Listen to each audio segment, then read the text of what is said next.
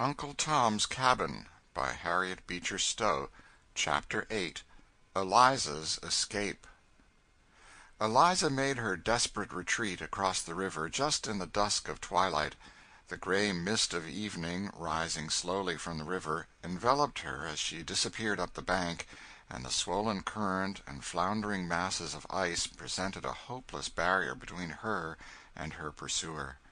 Haley therefore slowly and discontentedly returned to the little tavern, to ponder further what was to be done.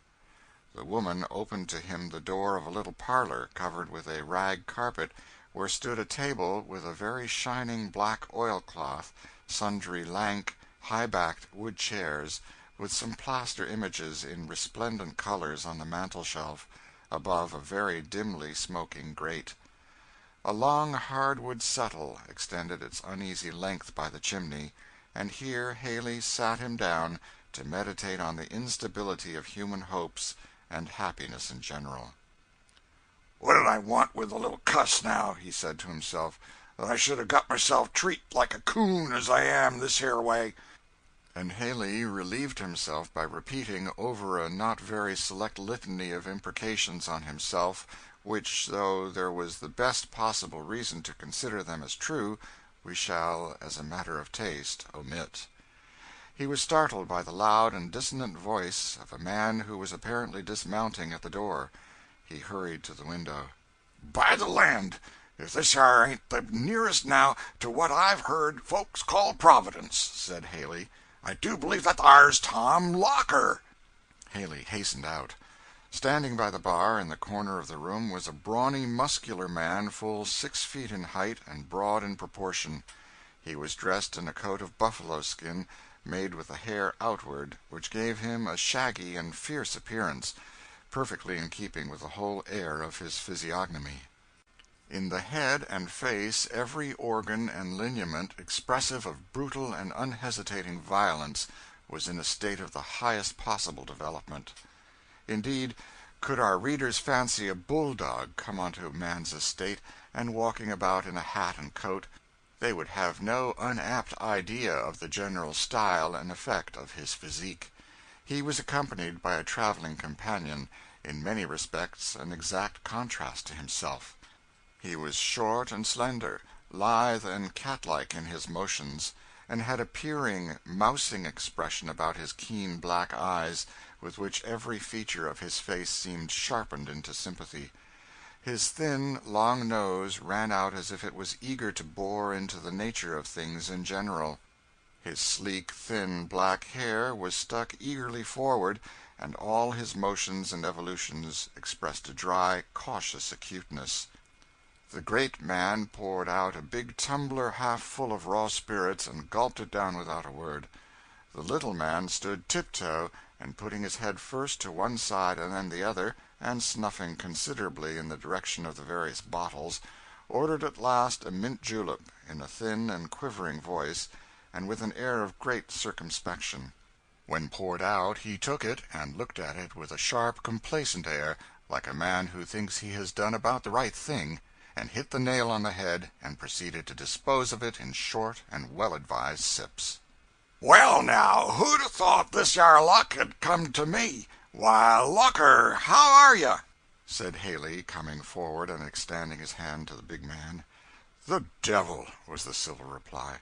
"What brought you here, Haley?"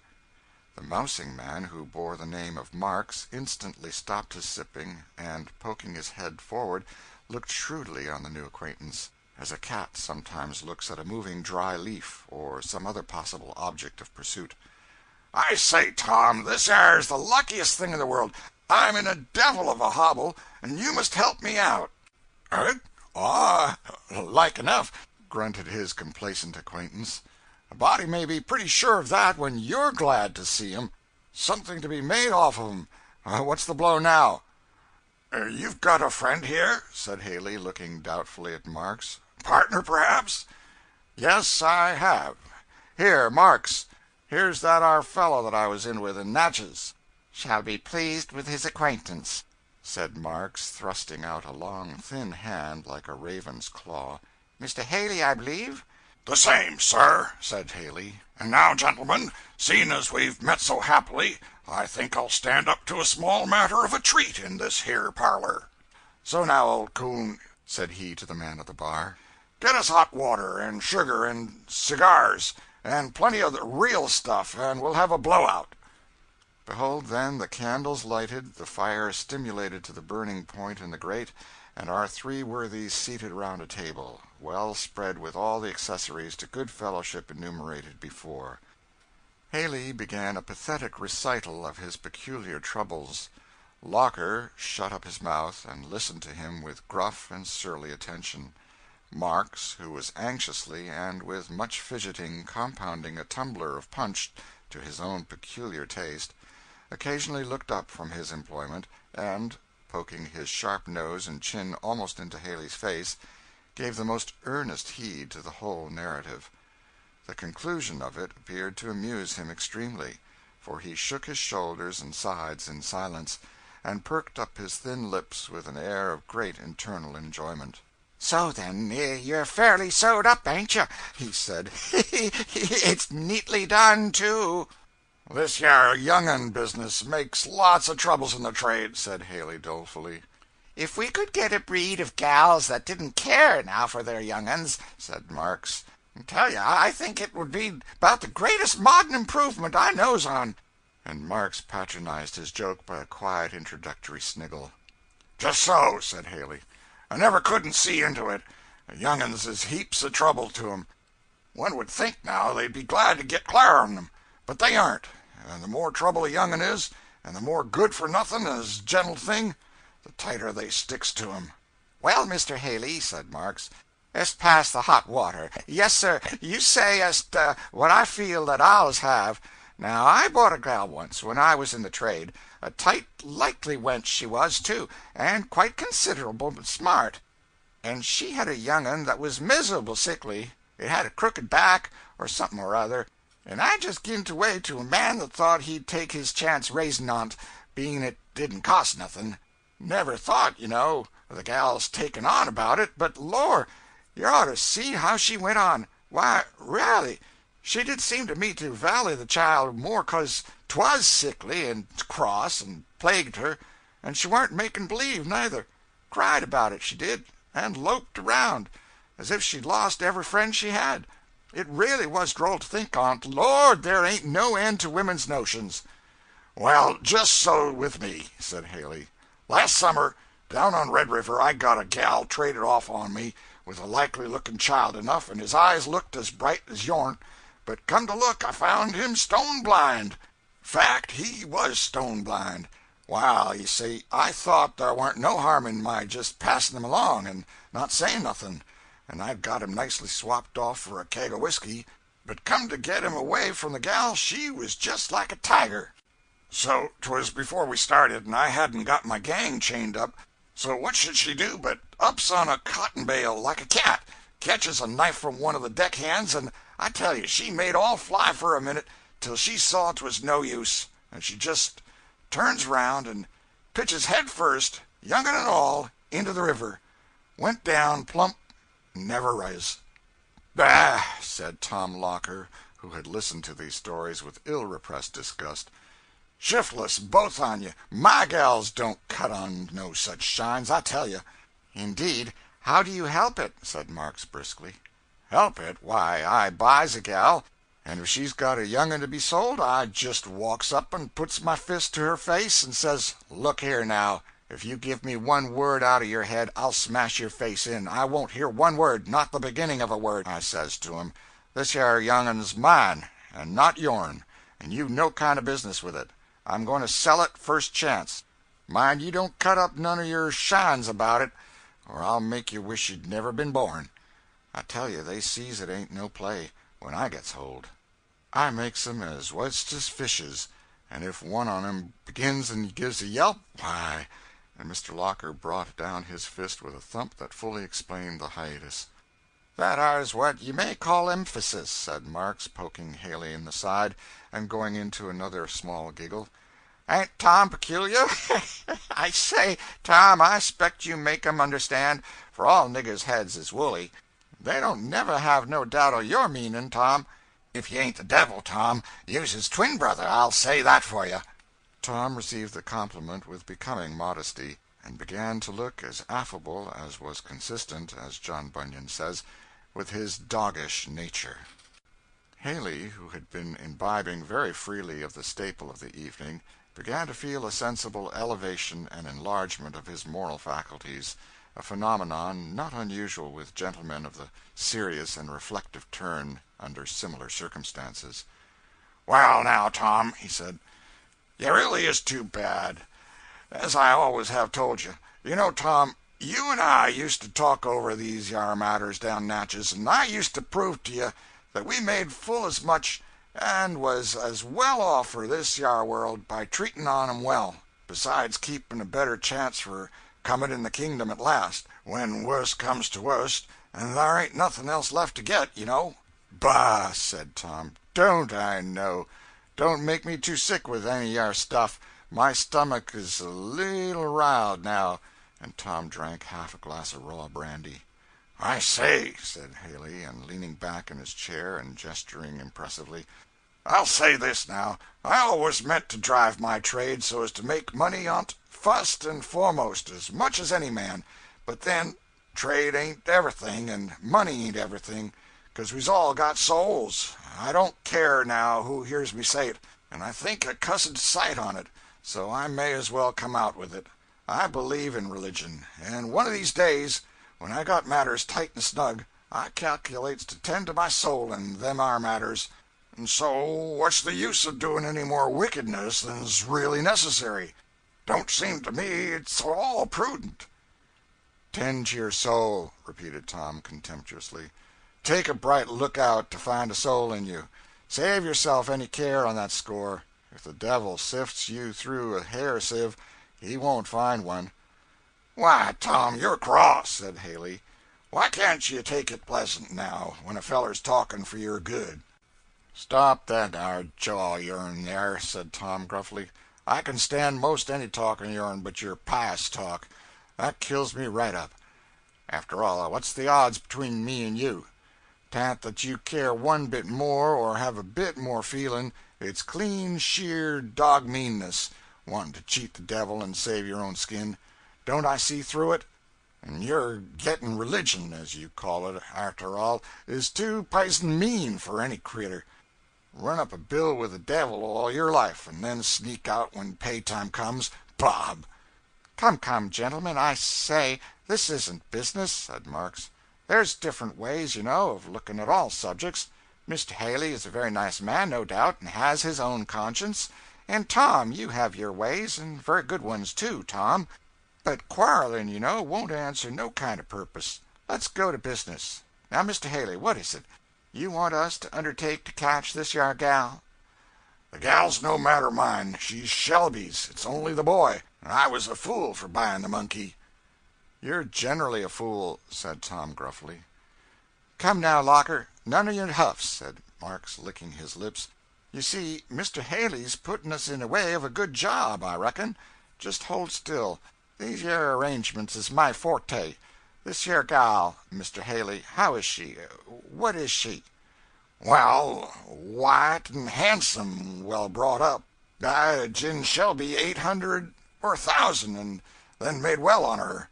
"White and handsome, well brought up," said Marks, his sharp eyes, nose, and mouth all alive with enterprise. "Look here now, Locker, a beautiful opening. We'll do a business here on our own account. We does the catching. The boy, of course, goes to Mr. Haley. We takes the gal to Orleans to speculate on. Ain't it beautiful?" Tom, whose great heavy mouth had stood ajar during this communication, now suddenly snapped it together as a big dog closes on a piece of meat, and seemed to be digesting the idea at his leisure. "You see," said Marks to Haley, stirring his punch as he did so, "you see, we has justices convenient at all p'ints along shore, that does up any little jobs in our line quite reasonable. Tom, he does the knocking down and that ar, and I come in all dressed up, shining boots, everything first chop, when the swearing's to be done. You oughter see now," said Marks, in a glow of professional pride, "how I can tone it off. One day I'm Mr. Twickham, from New Orleans. Another day I'm just come from my plantation on Pearl River, where I work 700 niggers. Then again I come out a distant relation of Henry Clay, or some old cock in Kentuck. Talents is different, you know. Now, Tom's roarer when there's any thumping or fighting to be done, but at lying he ain't good, Tom ain't. You see, it don't come natural to him. But, Lord, if thar's a feller in the country that can swear to anything and everything, and put in all the circumstances, and flourishes with a long face, and carry through better'n I can, why, I'd like to see him, that's all. I believe in my heart I could get along and snake through even if justices were more particular than they is. Sometimes I rather wish they was more particular. 'Twould be a heap more relishin' if they was. More fun, you know. Tom Locker, who, as we have made it appear, was a man of slow thoughts and movements, here interrupted Marks by bringing his heavy fist down on the table, so as to make it all ring again. "It'll do," he said. "Lord bless you, Tom, you needn't break all the glasses," said Marks. "Save your fist for the time of need." "But, gentlemen, ain't I to come in for a share of the profits?" said Haley. "Ain't it enough we catch the boy for you?" said Locker. "What do you want?" "Well," said Haley, "if I gives you the job it's worth something, say 10% on the profits, expenses paid."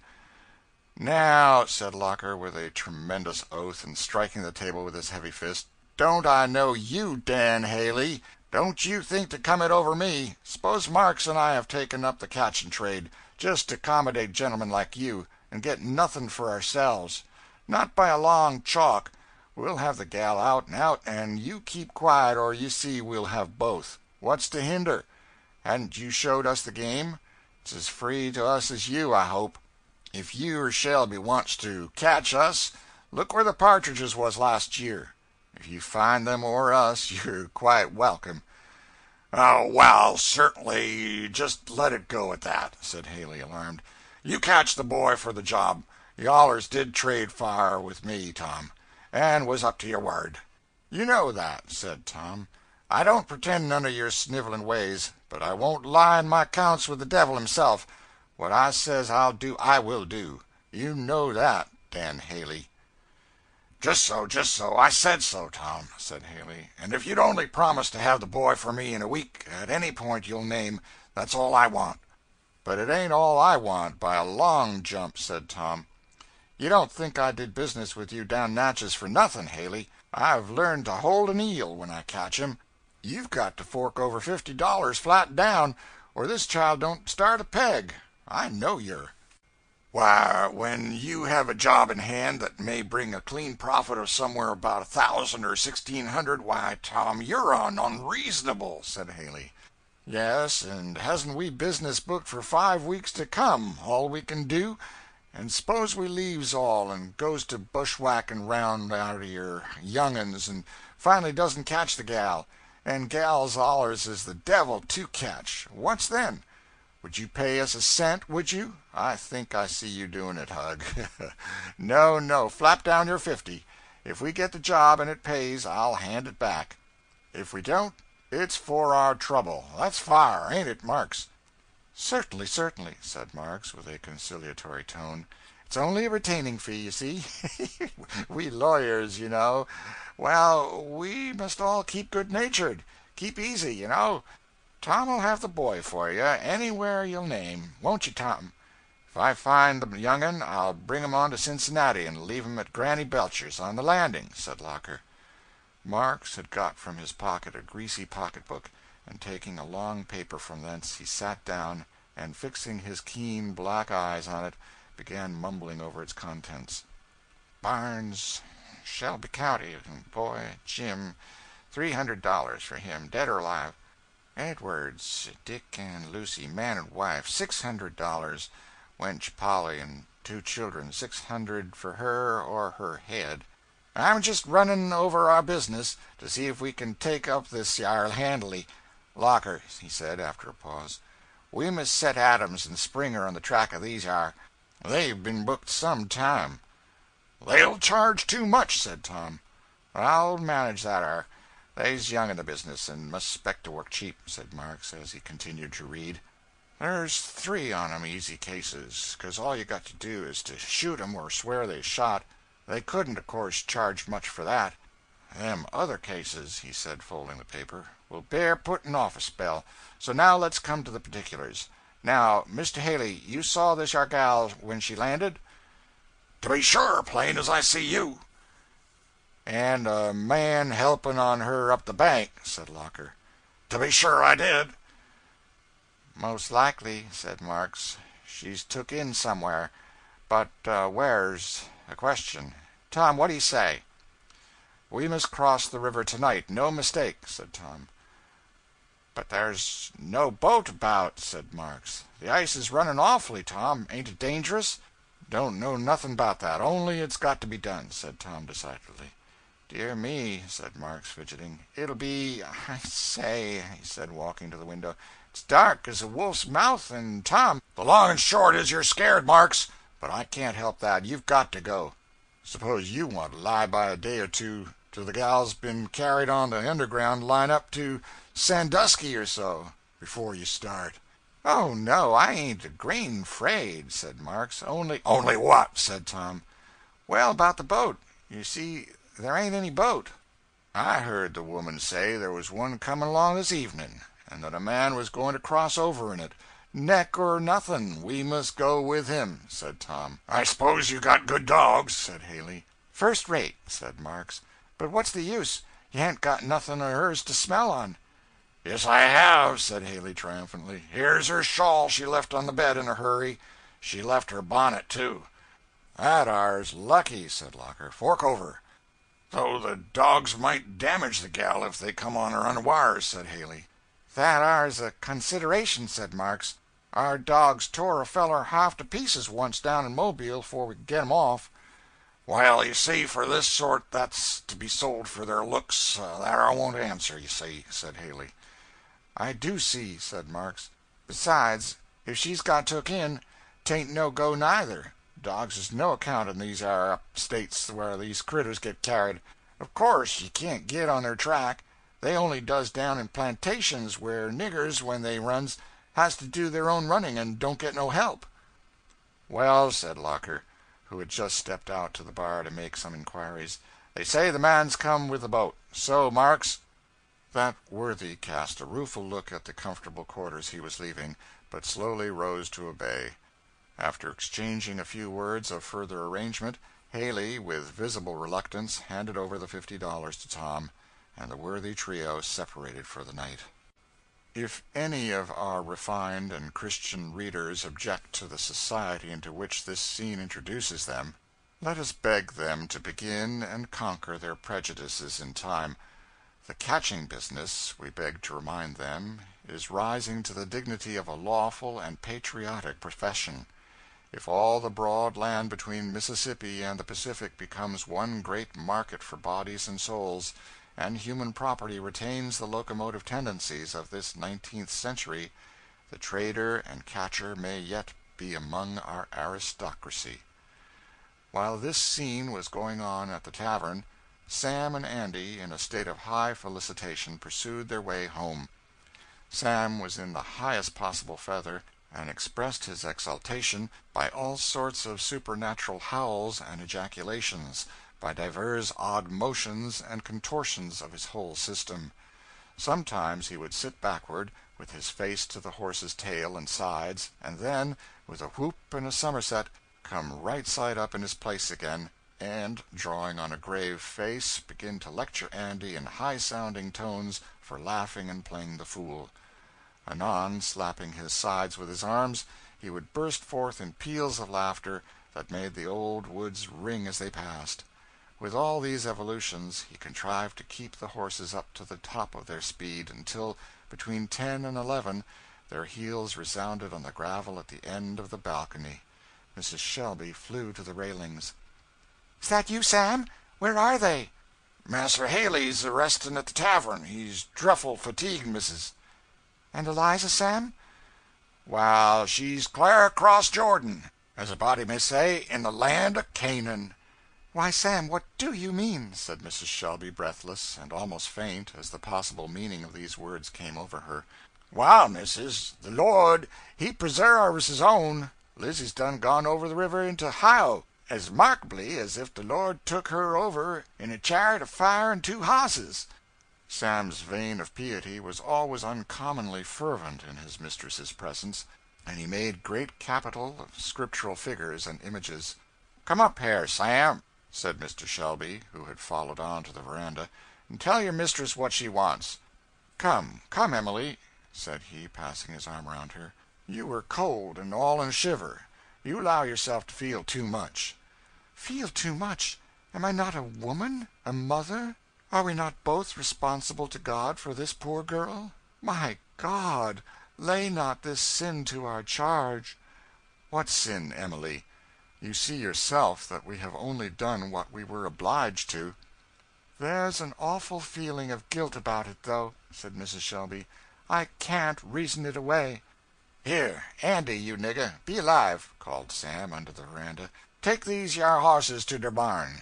Don't you hear Massa calling?" And Sam soon appeared, palm leaf in hand, at the parlor door. "Now, Sam, tell us distinctly how the matter was," said Mr. Shelby. "Where is Eliza, if you know?" "Well, Massa, I saw her with my own eyes, a crossin' on the floatin' ice. She crossed most markably. It wasn't no less nor a miracle. And I saw a man help her up on the Howah side, and then she was lost in the dusk." "Sam, I think this rather apocryphal, this miracle. Crossing on floating ice isn't so easily done," said Mr. Shelby. "Easy? Couldn't nobody done it without the Lord. Why, now," said Sam, "'twas just this yer way. Massa Haley and me and Andy, we comes up to the little tavern by the river, and I rides a leetle ahead. I was so zealous to be cotchin' Lizzie that I couldn't hold in no way. And when I comes by the tavern winder, sure enough there she was, right in plain sight, and dey diggin' on behind. Well, I loses off my head, and I sings out enough to raise the dead. Course Lizzie she hires, and she dodges back, when Massa Haley he gone past the door, and then, I tell you, she cleared out the side door. She went down to the river bank. Massa Haley he seed her, and yelled out, and him and me and Andy, we took arter. Down she come to the river, and thar was the current running 10 feet wide by the shore, and over t'other side a ice a sawin' and a jiggling up and down, kinder as 'twere a great island.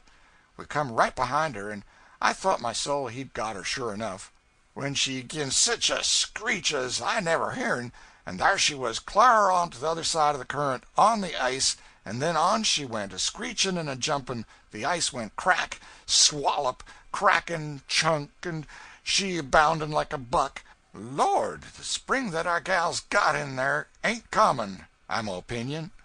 Mrs. Shelby sat perfectly still, pale with excitement, while Sam told his story.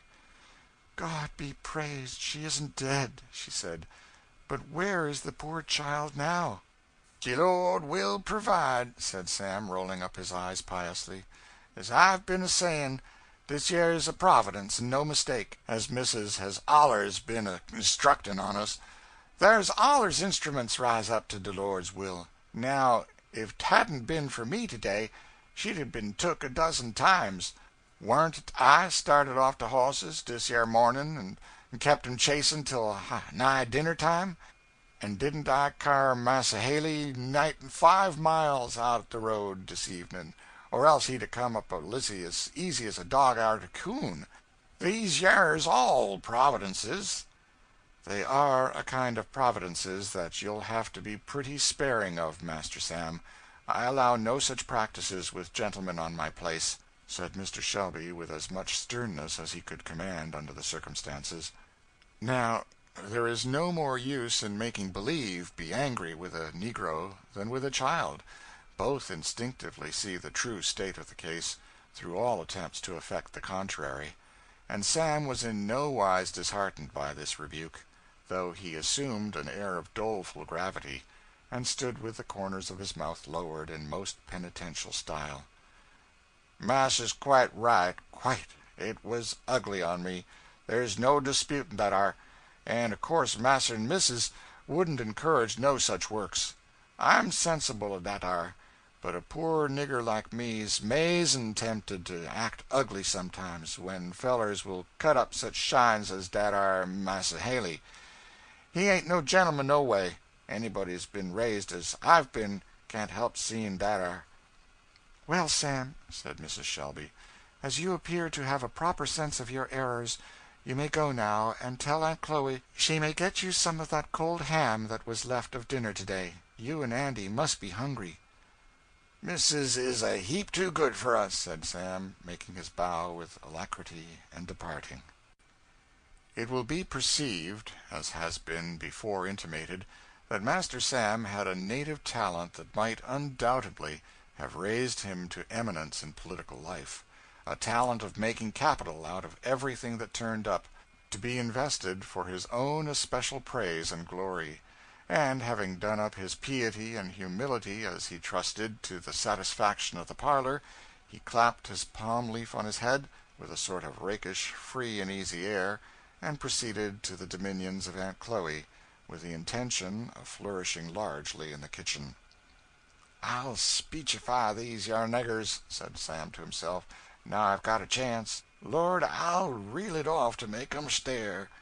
It must be observed that one of Sam's especial delights had been to ride in attendance on his master to all kinds of political gatherings, where, roosted on some rail fence, or perched aloft in some tree, he would sit watching the orators with the greatest apparent gusto, and then, descending among the various brethren of his own color, assembled on the same errand, he would edify and delight them with the most ludicrous burlesques and imitations, all delivered with the most imperturbable earnestness and solemnity; and though the auditors immediately about him were generally of his own color, it not infrequently happened that they were fringed pretty deeply with those of a fair complexion, who listened, laughing and winking, to Sam's great self-congratulation. In fact, Sam considered oratory as his vocation, and never let slip an opportunity of magnifying his office. Now, between Sam and Aunt Chloe there had existed, from ancient times, a sort of chronic feud, or rather a decided coolness.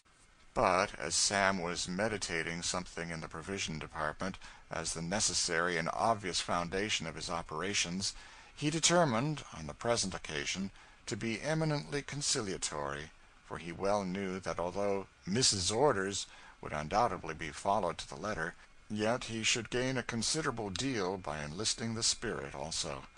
He therefore appeared before Aunt Chloe with a touchingly subdued, resigned expression, like one who has suffered immeasurable hardships in behalf of a persecuted fellow creature.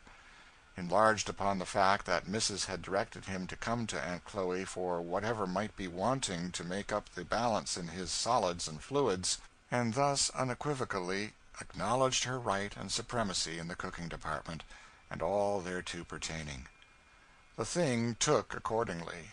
No poor, simple, virtuous body was ever cajoled by the attentions of an electioneering politician with more ease than Aunt Chloe was won over by Master Sam's suavities; and if he had been the prodigal son himself, he could not have been overwhelmed with more maternal bountifulness; and he soon found himself seated, happy and glorious, over a large tin pan containing a sort of olla podrida of all that had appeared on the table for 2 or 3 days past. Savory morsels of ham, golden blocks of corn cake, fragments of pie of every conceivable mathematical figure, chicken wings, gizzards, and drumsticks, all appeared in picturesque confusion; and Sam, as monarch of all he surveyed, sat with his palm leaf cocked rejoicingly to one side, and patronizing Andy at his right hand. The kitchen was full of all his compeers, who had hurried and crowded in, from the various cabins, to hear the termination of the day's exploits. Now was Sam's hour of glory. The story of the day was rehearsed, with all kinds of ornament and varnishing which might be necessary to heighten its effect. For Sam, like some of our fashionable dilettanti, never allowed a story to lose any of its gilding by passing through his hands. Roars of laughter attended the narration, and were taken up and prolonged by all the smaller fry, who were lying in any quantity about on the floor, or perched in every corner. In the height of the uproar and laughter, Sam, however, preserved an immovable gravity, only from time to time rolling his eyes up and giving his auditors divers inexpressibly droll glances. without departing from the sententious elevation of his oratory. "You see, fellow countrymen," said Sam, elevating a turkey's leg with energy, "you see now what this here child up ter, for offending yer all, yes, all on yer. For him as tries to get one of our people is as good as trying to get all. You see the principle is same. That ar's clar. And any one of these here drivers that comes smelling round arter any of our people, why, he's got me in his way. I'm the feller he's got to set in with.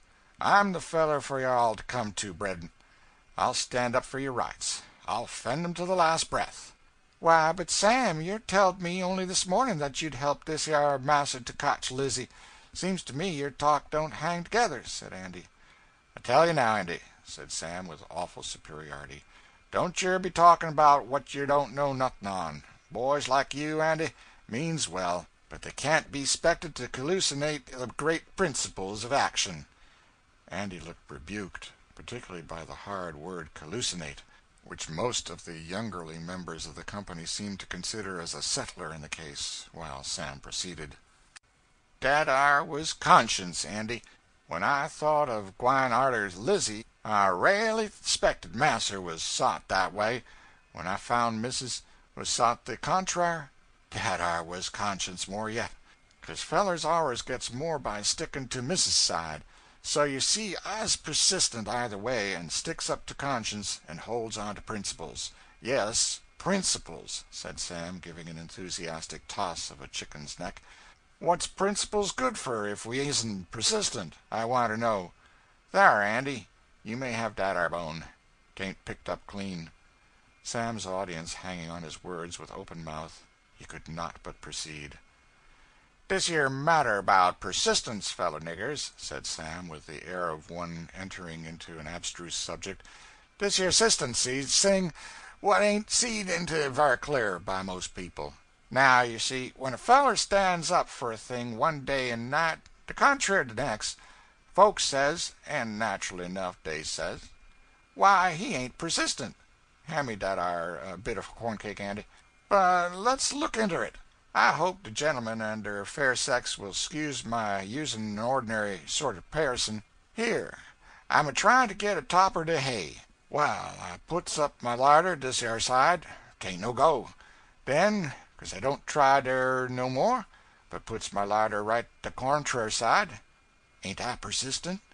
I'm persistent and want to get up which ar side my larder is. Don't you see, all on yer? "It's the only thing you ever was persistent in, Lord knows," muttered Aunt Chloe, who was getting rather restive, the merriment of the evening being to her somewhat after the Scripture comparison, like vinegar upon nitre.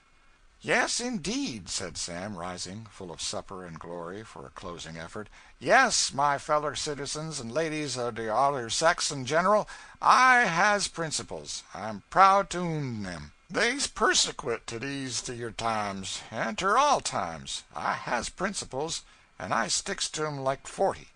Just anything that I thinks is principles, I goes ter it. I wouldn't mind if they burnt me live. I'd walk right up to the stake, I would, and say, here I comes to shed my last blood for my principles, for my country, for the general interest of society." "Well," said Aunt Chloe, "one of your principles will have to be to get to bed some time tonight, and not to be keeping everybody up till morning. Now, every one of you young uns that don't want to be cracked, it better be scass mighty sudden. Niggers, all of yer," said Sam, waving his palm leaf with benignity, "I give yer my blessing. Go to bed now, and be good boys." And with this pathetic benediction the assembly dispersed. End of chapter 8.